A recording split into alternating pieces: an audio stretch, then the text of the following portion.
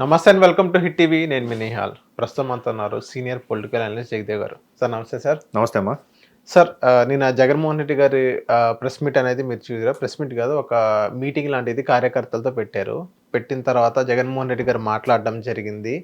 And next 30 ఏళ్ళ తర్వాత నేనే ఉంటాను సీఎంగా అన్నట్టుగానే జగన్మోహన్ రెడ్డి గారు చెప్పడం జరిగింది. అండ్ ఇప్పుడు జగన్ అన్న 2.0 అని చెప్పడం జరిగింది. ఎవరైతే కార్యకర్తల మీద చెయ్యి వేశారో వాళ్ళందరినీ మేము ఉపేక్షించాం. అండ్ ఇబ్బంది పెడతారు, నన్ను ఇబ్బంది పెట్టలేదా? చంద్రబాబు నాయుడు గారు కూడా నా మీద కేసు పెట్టారు, నేను జైల్లో ఉన్నారు 16 నెలలు. చంద్రబాబు నాయుడు గారితో పాటు కాంగ్రెస్ వాళ్ళు కూడా కేసులు పెట్టడం జరిగింది. కాంగ్రెస్ ఎమ్మెల్యేలే టీడీపీ ఎమ్మెల్యేలే ఉన్నారు. నేను మళ్ళీ సీఎం అవ్వాలా, కొంచెం ఉపేక్షించండి, తర్వాత వచ్చేది మా ప్రభుత్వమే 2.0 అని చెప్పడం జరిగింది. దానిపైన మీరు ఏమంటారు? 2.0 అంటే 1.0 అటర్ ఫ్లాప్ అని ఒప్పుకుంటున్నట్టేనా? ఓకే, ఒప్పుకుంటేనే కదా 2.0 అని చెప్పాలి. అది సక్సెస్ అయితేనే 2.0 కూడా లాంచ్ చేయొచ్చు, అలా కూడా తీసుకోవచ్చు. పోనీ మీరు అన్న బాటలో సక్సెస్ అయింది అనుకుందాం. ఓకే, అలా సక్సెస్ అయిన తర్వాత నిన్న మీరు ప్రెస్ మీట్ అదే ఆద్యాంతో మీడియాతో మాట్లాడింది చూస్తే కార్యకర్తల్ని పట్టించుకోలేదు, ఎంతసేపు ప్రజలనే నేను ప్రజలకు మంచి పరితపించాను, ప్రజలకు మంచి చేయాలనే పరితపించాను, వేరేది అసలు పట్టించుకోలేదు, మిమ్మల్ని పట్టించుకోలేదు అంటే ఈ కార్యకర్తలు ప్రజల్లో ఒకరు కాదా? నెక్స్ట్, కార్యకర్తలను పట్టించుకోలేదు అనే స్టేట్మెంట్ రాంగ్. ఎందుకంటానంటే 2019 వరకు ఉన్న కార్యకర్తలు లెక్క వేరు, 2019 తర్వాత ఆయన క్వార్టరీలో ఉన్న కార్యకర్తలు వేరు. ముందు నుంచి గవర్నమెంట్ లేకపోయినా ఆల్మోస్ట్ ఆల్ 11లోనో 12లోనో పార్టీ పెట్టిన తర్వాత భుజాల మీద కండువా వేసుకొని భుజాల మీద జెండా మోసిన కార్యకర్త 2019 తర్వాత ఎందుకో కనిపించలేదు. అందులో ప్రధాన కార్యకర్త శ్రీమతి విజయమ్మ గారు, రెండో ఒక ప్రధాన కార్యకర్త శ్రీమతి షర్మిల గారు కాదా? నెక్స్ట్, ఇక ఈ క్వార్టరీలో ఉన్న వాళ్ళు బాగానే లాభపడ్డారు. ఒక్కొక్కరు మీడియా వింగ్కి హెడ్గా ఉన్నారు, ఒక్కొక్కరు సకల శాఖలకి మంత్రిగా ఉన్నారు, ఒక్కొక్కరు ప్రభుత్వ విప్పుల్లాగా ఉన్నారు. ప్రతి ఒక్కరు కూడా ఏదో ఒక నామినేటెడ్ పోస్టు, ఒక బొగ్గ కారు, 2 లక్షల జీతం, వాళ్ళు పెట్రోల్ అలవన్స్ అన్ని పొందారు. అందరూ అన్ని రకాలుగా.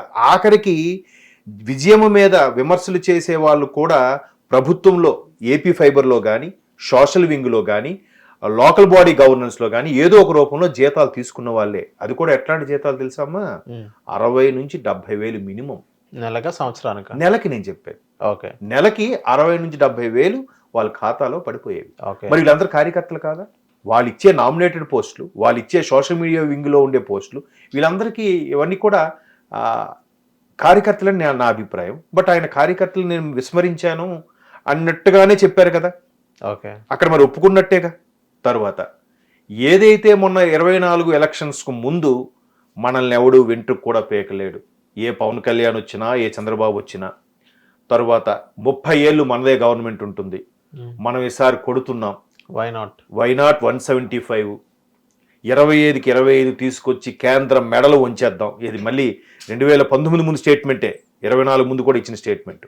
సో మొన్న 11తో కూర్చోబెట్టారు కదా, అవన్నీ పీకనట్ట. ఈవీఎం ద్వారా సీఎం అయ్యారా అంటున్నారు. మరి 19లో సీఎం అయినప్పుడు జెన్యూన్గా అయ్యారు. అచ్చా, మీరైతే జెన్యూన్, ఎదుటి వాళ్ళైతే ఈవీఎంల ద్వారా ట్యాంపరింగ్ చేసి గెలిచారు. ఈవీఎం అనే వాటికి ట్యాంపరింగ్ జరిగితే మహానుభావుడు పిన్నెల్లి గారు లోపలికి వెళ్ళి మరి కూడా పగలగొట్టారుగా. పాము దూరింది కదా? పాము దూరింది. సో అదే అసలు విషయం వదిలేసి ఆ వీడియో బయటకు ఎలా వచ్చింది? బయట రిగ్గింగ్ జరిగింది కాబట్టి పగలగొట్టారు అన్నట్టుగానే స్టేట్మెంట్ పాస్ అయింది జగన్మోహన్ రెడ్డి గారి ద్వారా. బయట రిగ్గింగ్ జరిగింది కాబట్టి మరి 40% ఓటింగ్ వచ్చింది, మేము ఓడిపోయినా అని చెప్పారు కదా రోజా లాంటి మేధావులు. మరి అక్కడ కూడా రిగ్గింగ్ తో జరిగిన 40% ఓట్లేనా అవి? అదే రోజా గారు ఈవీఎం సీఎం కూడా అన్నారు చంద్రబాబు నాయుడు. అదే అంటున్నానండి, ఈవీఎం సీఎం గారే 2019లో ఈవీఎం సీఎం గారే, 2024 ఈవీఎం సీఎం గారే. మరి 2024లో 40% వచ్చిన ఓట్లు రిగ్గింగ్ అనే ఒప్పుకోండి. మరి ఇవి ఈవీఎం అని మేము ఒప్పుకుంటున్నాం. 2024లో వచ్చిన 40% ఓటింగ్ చూసారా, అన్ని పాస్ అయినా తెలుగు పాస్ అయిపోతే అది పాస్ ఆఫ్ ఫెయిల్ అన్నట్టుగా ట్రోల్స్ జరిగాయి అప్పట్లో రోజా గారిని పెట్టి. అలాగే 40% ఓట్లు కూడా రిగ్గింగేనా? అంటే మిగతా వాళ్ళకి ఈవీఎం మిషన్లు బదులు కొట్టడం, నేలకేసి కొట్టడం చేత కాదా? రాక అంటే వారవలేనితనం. అరే వీళ్ళు గెలిచేస్తున్నారు, వీళ్ళు మనకన్నా బంపర్ మెజారిటీతో గెలుస్తున్నారు అని.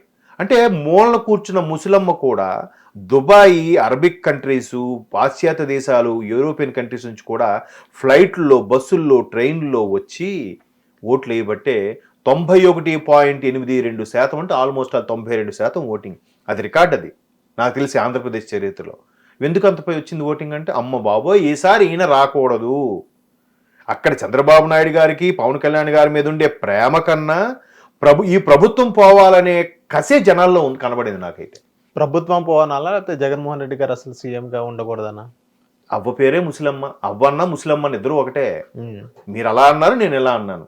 సో జగన్మోహన్ రెడ్డి అనే వ్యక్తి అమ్మో ఈసారి వస్తే మన పరిస్థితి దారుణంగా ఉండబోతుంది అని చాలా మందికి అర్థమైంది. సగటు ఓటర్కి అర్థమైంది. నిరుద్యోగికి, చదువుకున్నవాడికి, పెన్షనర్స్కి, ఉద్యోగస్తులకి, పక్క దేశాలకి, పక్క రాష్ట్రాలకు వెళ్ళి ఉద్యోగాలకు వెళ్ళిపోయిన వాళ్ళందరూ కూడా పని కట్టుకొని వచ్చారు కాబట్టి 91% ఉంది. మరి అవన్నీ పీకినట్ట పీకనట్ట మీరే చెప్పండి. అంటే సేమ్ డైలాగే రిపీట్ చేస్తున్నాడు ఆయన. కొత్త డైలాగులు ఏం మాట్లాడట్లేదు. మన వెంట్రుకు కూడా ఎవరు పీకలేరని.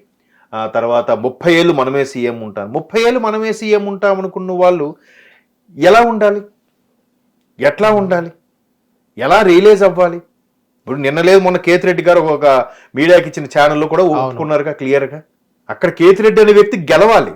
కానీ కేతిరెడ్డి గెలిస్తే అమ్మో మళ్ళీ జగన్మోహన్ రెడ్డి వచ్చేస్తాడే అని చెప్పి కేతిరెడ్డి లాంటి ఎంతో కొంత ప్రజాదరణ ఉన్న వ్యక్తిని కూడా ఓడించారు ప్రజలంటే అర్థం ఏంటంటే అక్కడ పీఠం మీద జగన్మోహన్ రెడ్డి అనే వ్యక్తి ఉండకూడదు అని ఫీల్ అయ్యారు జనాలు. అంటే ఇది నా ఒపీనియన్ లేదంటే నేను ఒక టీడీపీకి ఫేవరో, జనసేనకు ఫేవరో, బీజేపీకి ఫేవర్గా చెప్పట్లేదు. సగటు ప్రేక్షకుడుగా మొత్తం బేరీజ్ వేసి అన్ని న్యూస్ పేపర్లో లేదంటే ఛానల్స్లోనో సోషల్ మీడియాలో వచ్చిన వార్తలు చూసి బేరీజ్ వేసుకొని మీడియాలో ఉన్నాము కాబట్టి ఎంతో కొంత అవగాహనతో చెప్తున్న మాటలు తప్పితే నా సొంత అభిప్రాయం కాదు ఇది. సార్ నిన్న జగన్మోహన్ రెడ్డి గారు అది రికార్డెడ్ వీడియో రిలీజ్ చేశారు. అంటే మన కార్యకర్తలతో మాట్లాడుతూ రిలీజ్ చేసిన తర్వాత ఇక్కడ మీరు జాగ్రత్త అబ్జర్వ్ చేసినట్లయితే నెక్స్ట్ టైం కార్యకర్తలకే బాగా పీఠం వేస్తాను, కార్యకర్తల మీద ఎవరైనా చెయ్యి వేసినా కానీ భయపడిన పరిస్థితి ఆ పరిస్థితి తీసుకొస్తానట్టుగానే చెప్పారు. సో ఇక్కడ ఏంటంటే గతంలో నేను కార్యకర్తల్ని సరిగ్గా పట్టించుకోవట్లేదు అనే మాట ఆయన ఒప్పుకున్నారు గవర్నమెంట్ ఫామ్ అయిన తర్వాత. అండ్ నెక్స్ట్ ఇప్పుడు కొంతమంది కార్యకర్తలు ప్రభుత్వం ఉంటే మీరు మమ్మల్ని పట్టించుకోరు, ప్రభుత్వం లేకపోతే మమ్మల్ని ఎందుకు పట్టించుకుంటారనే క్వశ్చన్ అనేది రైజ్ అవుతుంది. దానిపైన మీరేమంటారు సార్? ఏ గవర్నమెంట్ అయినా సరే, జగన్మోహన్ రెడ్డి గారి గవర్నమెంట్ ఇప్పుడు ఆయన చెప్పారు కాబట్టి ఆయన గవర్నెన్స్ తీసుకున్నా ఫస్ట్ మనం, దానిపైన మీరేమంటారు? జగన్మోహన్ రెడ్డి గవర్నెన్స్లో ప్రభుత్వం వచ్చిన తర్వాత ఆయనలో చాలా మార్పు వచ్చిందని సగటు కార్యకర్త ఒప్పుకున్నారు. ఎందుకు ఒప్పుకున్నారంటే అంతవరకు అరే రాజశేఖర రెడ్డి గారి బిడ్డ, అయ్యో ఈయన మీద కేసులు వేసేస్తున్నారే, ఈయన జైల్లో పెట్టేశారే, ఈయన ఏదో అనే సానుభూతితో ఉన్న కార్యకర్తలు 19 తర్వాత ఆ కార్యకర్త ఎవరు కనబడలేదు.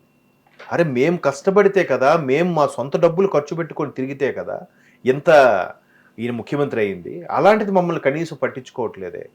ఇంకోటి కూడా ఉంది కార్యకర్తలకి, 151 సీట్లు 2019లో రావడంలో మన చుట్టుపక్కల ఉన్న అందరూ కూడా వైసీపీ ఎమ్మెల్యేలే. ఎక్కువ మంది గెలుచుకోవడం వల్ల పర్టికులర్గా ఒక ఎమ్మెల్యే కంటూ ప్రాధాన్యత లేకుండా పోయింది. అంత వాళ్ళదే రాజ్యం, అంత వాళ్ళ ఇష్టమే. పైగా ఎమ్మెల్యేలు, మంత్రులు చెప్పిన మాటకి జగన్మోహన్ రెడ్డి గారు ప్రాధాన్యత ఇచ్చినట్టు ఎప్పుడు కనపడలేదు. కాబట్టి మంత్రులకి ఎమ్మెల్యేలకే లేని వాల్యూ సాధారణ కార్యకర్తకి ఎక్కడుంటుంది? చాలా సందర్భాల్లో ఎమ్మెల్యేలు, మంత్రులే వెళ్ళి ఆయన పేషీలోకి వెళ్ళి కలవలేక అపాయింట్మెంట్ వెనక్కి వచ్చేసారు కదా. అవును, మరి సగటు కార్యకర్త కలవగలరా? కలిసే ప్రయత్నం చేస్తే ఆయన అపాయింట్మెంట్ ఇచ్చారా? ఇప్పుడు కార్యకర్తలతోనే కదా మీటింగ్ పెట్టింది. కార్యకర్తలతో ఎందుకు పెట్టారు? మీరు అన్నట్టు ప్రభుత్వం ఉన్నంతసేపు ఇవేవి కనపడవు, నాయకులు కానీ కార్యకర్తలు కానీ కనపడవు. ఎప్పుడైతే ప్రభుత్వం లేదో ఈ క్యాడర్ చాలా important, ground level cadre important కాబట్టి మళ్ళీ ఇప్పుడు కార్యకర్త జపం చేస్తున్నారు. ఎందుకు? ప్రతి ఒక్క సీనియర్ నాయకుడు ఒక్కొక్కడుగా నెలకొకడు చొప్పున మీరు వెళ్ళిపోతున్నారు. చూడండి, యావరేజ్గా నెలకు ఒకరు ఇద్దరు కార్యకర్త నాయకులు వెళ్ళిపోతున్నారు. సో నాయకులు వెళ్ళిపోతే నాయకులు వెంబడి ఉండేది ఎవరు? కార్యకర్తలే కదా.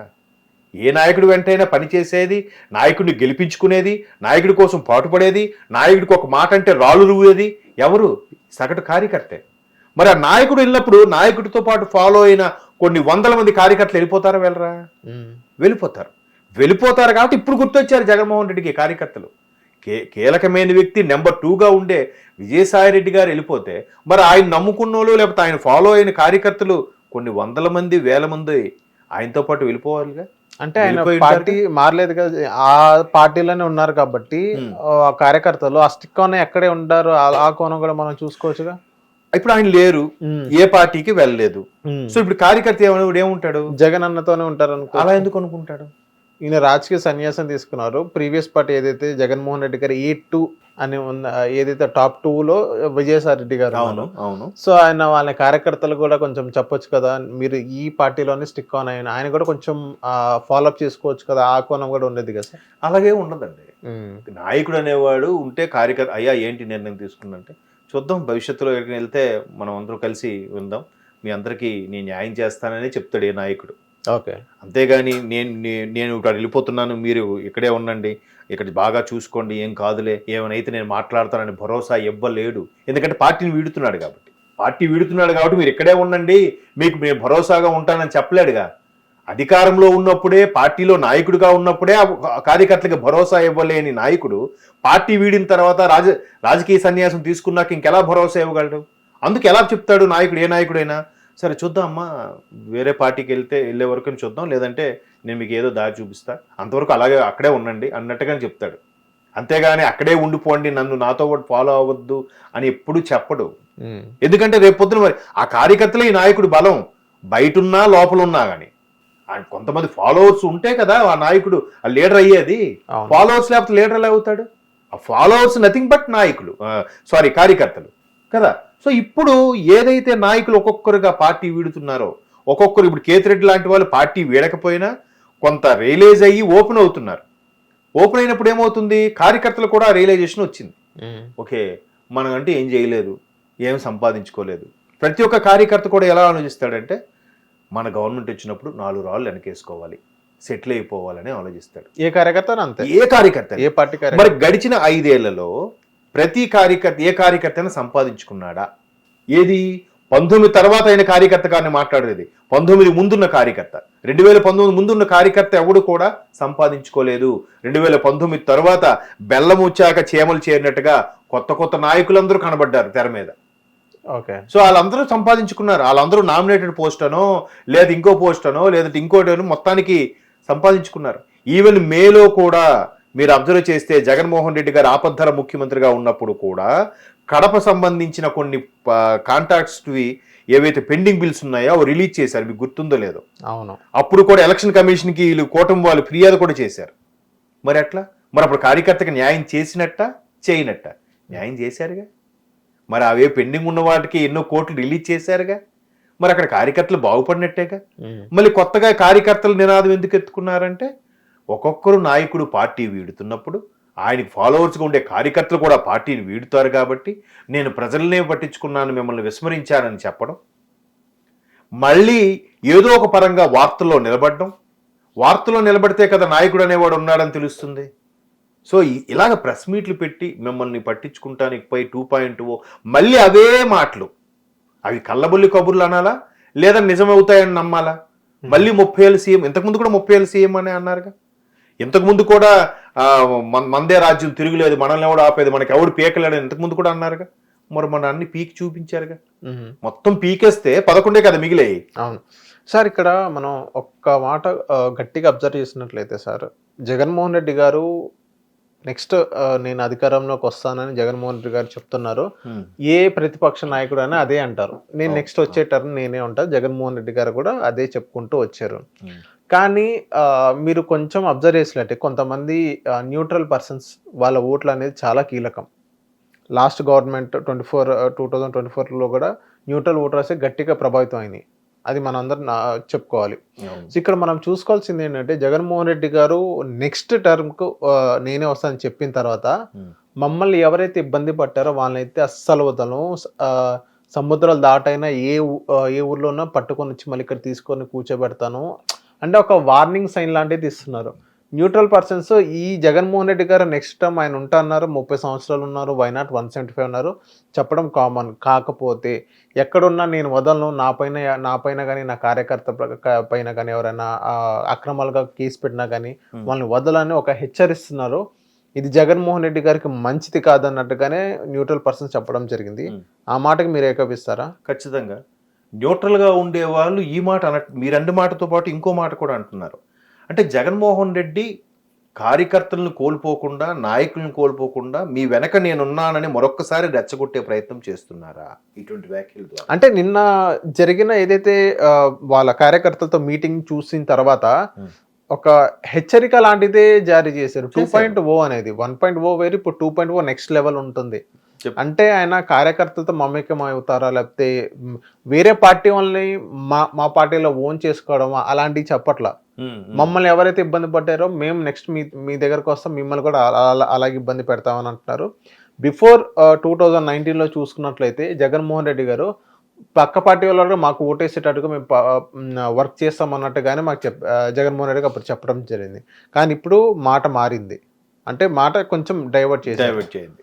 సో దానిపైన మీరేమంటారు? డైవర్ట్ అయింది అంటే ఇప్పుడు గవర్నమెంట్ లేదు, ఇప్పుడు కనీసం ప్రతిపక్ష హోదా కూడా లేదు, నాయకులు ఒక్కొక్కరుగా పార్టీని విడిచి వెళ్తున్నారు. మరి ఈయన ఏ భరోసా చెప్పి వాళ్ళని కాపాడుకోవాలి? ఉన్న కొద్ది మందినైనా. చాలామంది విజయసాయిరెడ్డి గారి లాగా కాకుండా పార్టీకి రాజీనామా చేయకుండానే రాజకీయ సన్యాసంలో ఉన్న వాళ్ళు ఇంతమంది ఎమ్మెల్యేలు ఉన్నారు. చాలామంది సైలెంట్గా ఒకరిద్దరు హైదరాబాద్ వచ్చి రియల్ ఎస్టేట్ చేసుకుంటున్నారు, ఇంకొంతమంది బెంగళూరు వెళ్ళిపోయి వ్యాపారాలు చేసుకుంటున్నారు, మరికొంతమంది చెన్నైకి షిఫ్ట్ అయిపోయారు కూడా. ఉన్నది చాలు. ఎందుకంటే రీసెంట్గా ఎమ్మెల్సీ ఎన్నికలకు కూడా ఏ నాయకుడు నిలబడడానికి ముందుకు రాలేదు కదా. ఎందుకు రాలేదంటారు? మరి సత్తా చాటేవాళ్ళు ఇప్పుడు ఇదే జగన్మోహన్ రెడ్డి మరలా మేమే వస్తాము, మేమే కొడతాము, 30 ఏళ్ళు అధికారంలో ఉంటాము, ఎవరెవరైతే కార్యకర్తల మీద ఎంత ఇబ్బంది పెట్టారో వాళ్ళు ఖండాంతరాలు సముద్రాలకు అవతలున్నా కూడా వాళ్ళని విడిచిపెట్టమని చెప్తున్నారు కదా. ఎలక్షన్స్ ఇంకా 6 నెలల్లో ఉన్నాయా, లేదా సంవత్సరంలో ఉన్నాయా? ఇంకా 2029 కదా. ఇప్పటి నుంచి మళ్ళీ అదే డైలాగ్ కొడుతున్నారంటే అర్థం ఏంటి? అది పాచెక్కిపోయింది. ఆ డైలాగ్స్ అన్నీ బోరు కొట్టేశాయి. ఇంకా అదే చెప్పే ప్రయత్నం ఏంటంటే ఉన్న కొద్ది మందిని కూడా కాపాడుకునే ప్రయత్నం. అండ్ మోర్ ఓవర్ మీకు ఏవైనా అటాకులు జరిగితే మీ వెనక నేనున్నాను, మీరేం తగ్గద్దు అనేలాగా వాళ్ళకి భరోసా ఇస్తూ రెచ్చగొట్టే ధోరణి అయితే ఇది నాకు అర్థమైంది. న్యూట్రల్గా ఉండే వాళ్ళ అభిప్రాయమే నేను చెప్తున్నాను. ఇప్పుడు ఈవెన్ ఉద్యోగులు ఏదైతే బాగా కసి మీద ఉన్నారో ఆ ఉద్యోగులు ఇంకా ఇప్పుడు గవర్నమెంట్ కూటమి ప్రభుత్వం వచ్చిన తర్వాత కూడా వాళ్ళు ఎలా ఆలోచిస్తున్నారు? కూటమి ప్రభుత్వం వచ్చింది, ఓకే, నెక్స్ట్ మాకు రావాల్సిన డిఏలు ఏంటి, మాకు రావాల్సిన పిఆర్సీ ఏది, ఎప్పుడు శాంక్షన్ చేస్తారు, కూటమి బాబు గారు ఎప్పుడు చేస్తారు, ఇలాగే ఆలోచిస్తున్నారు వాళ్ళు. ఇంకా ఎవరు స్వార్థం వాళ్ళది, ఎవరిదైనా వాళ్ళది.